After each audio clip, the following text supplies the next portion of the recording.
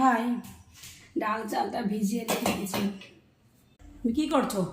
দুষ্টু ছেলেটা যে কী করছে, পুরো লন্ড ভন্ড করে দিচ্ছে, বুঝলে? আমি এখানে পুরো সুন্দর করে গুছিয়ে পুরো মুছিয়ে নিয়েছি একদম।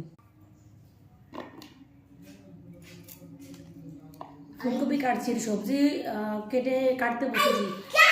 একটু খিচুড়ি রান্না করবো, ভোগের খিচুড়ি, সন্ধ্যাবেলা ভোগ দেবো, তার জন্য। সেই দুপুরবেলা বা সকালে যাই বলো করে উঠতে পারিনি। আর হাজব্যান্ড বলছে তুমি এদিকে যদি যাও তাহলে পুজোর দিকে গোছা মানে গোল কাজ করতে দেরি হয়ে যাবে। তো দেরি এমনিতে হয়ে গেছিলো আর কি। পুরোহিত মশাই এসে দেখেছে আমি এখনও সেইভাবে গুছিয়ে উঠতে পারিনি। তো চলো, এদিকে বেবিকে দেখো ওখানে গিয়ে লন্ড ভন্ড করছে, এদিকে আমার এই উঠছি বসছি না, আমার পুরো কষ্ট হয়ে যাচ্ছে, কি বলবো। আর এই দুষ্টু ছেলেটা তা শুরু করেছে, সব লন্ড ভন্ড করে দিচ্ছে। মির্সাও থাকলেও কিছু করতে পারি না, কি করবো বলো।